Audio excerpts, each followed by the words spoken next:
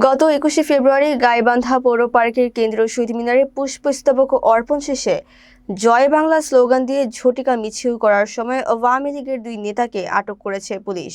গত শনিবার মহান শহীদ দিবস ও আন্তর্জাতিক মাতৃভাষা দিবসে বিকেল 3:15টার দিকে এই ঘটনা ঘটে। আটককৃতরা হলেন গাইবান্ধা সদর উপজেলার বল্লমঝাড় ইউনিয়ন আওয়ামী লীগের নেতা ও সাবেক ইউপি চেয়ারম্যান এবারেও ইসলাম সাবিন এবং সাদুল্লাপুর উপজেলার নওরাঙ্গা ইউনিয়ন আওয়ামী লীগের সাধারণ সম্পাদক শাহিন চোকদার। প্রত্যক্ষদর্শীরা জানান, শ্রদ্ধা নিবেদন শেষে নেতাকর্মীরা জয় বাংলা স্লোগান দিয়ে একটি সংক্ষিপ্ত মিছিল বের করলে পুলিশ সেখান থেকে দুইজনকে আটক করে। গাইবান্ধা সদর থানার অফিসার ইনচার্জ জানান, জননিরাপত্তা বিঘ্নিত হওয়ার আশঙ্কায় তাদের আটক করা হয়েছে এবং অন্যদের শনাক্তের চেষ্টা চলছে।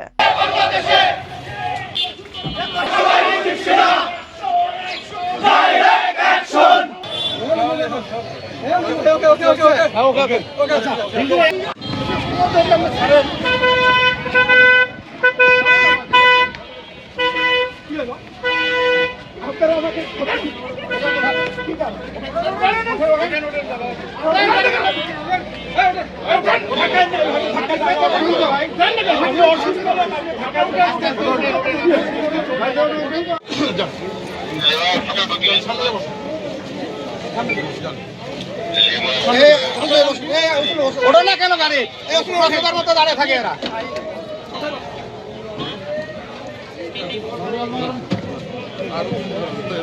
আমার মোবাইল